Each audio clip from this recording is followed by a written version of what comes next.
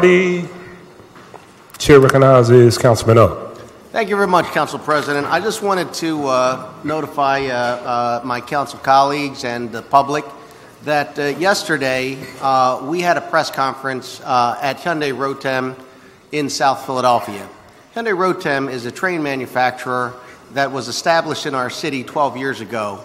Councilman Curtis Jones had a role in that, and he was there yesterday, as was Councilman Mark Squilla, the district councilman, and Councilman at Large Al Taubenberger.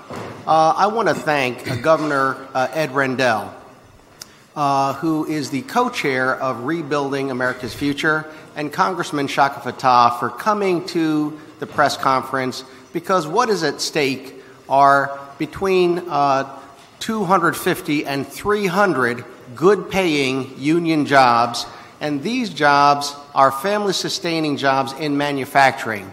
They're very good jobs, especially for those who don't have a college degree, and 20% of that workforce are returning citizens or ex-offenders. This is a place where people can get a brand new start. That's a great thing about manufacturing. I'll point out that Councilman Bobby Heenan has a manufacturers task force, and he has been a champion of that issue. However, what is at stake is from 350 employees, the facility now has only 70 employees. But that facility at its height of 350 employees supports 5,000 other workers in small businesses supporting the transportation industry. Philadelphia is proud and fortunate to have an international high-speed train manufacturing company.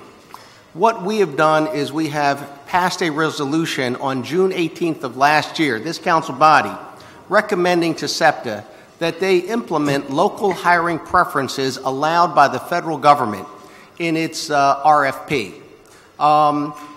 It is important for our city because our city not only needs the employment and the branding and the global competitiveness that this train manufacturer brings, but it is also a city, unfortunately, that has high taxes and great needs. The last contract that they filled distributed $180 million to vendors in and around Philadelphia. Salaries, wage tax, sales tax, real estate tax, money for our schools as well. I would like to urge SEPTA to implement local hiring preferences as allowed by the federal government. To date, I'm only aware that Los Angeles County Transportation Authority has implemented these hiring preferences. A RFP for 55 cars worth $140 million is outstanding, and SEPTA will make its choice one way or the other. However, if we had implemented, that is, SEPTA implemented local hiring preferences, it would certainly give an edge, an important and necessary edge to the Philadelphia-based train manufacturer. Because if that train manufacturer closes, it would be, I think, disastrous for our city, and I think it would be a huge embarrassment for the world to know that our train manufacturer closed because we went to another state to purchase our trains. So I'm going to ask my council colleagues to sign the letter Councilman Squilla and I have talked about to SEPTA to urge them to implement local hiring preferences. Thank you very much.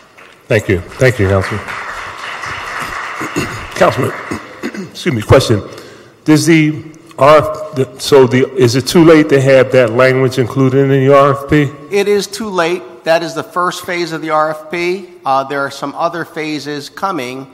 But, you know, I will say that I'm disappointed that we, as a body, when that law came out, when that opportunity came out on March 6, 2015, we learned about it, we introduced it, we passed it, this body did, to help our city, our workers, our schools, our economy, and to my knowledge, it has not been made part of the largest portion of this contract. There are other portions coming, but I will say that that $30 million investment is at risk. And quite frankly, they now have 3 other facilities in the United States. They opened here in the city of Philadelphia, and if they close, that would be a big problem, I think, for us. All right, Councilman, thank you. We will certainly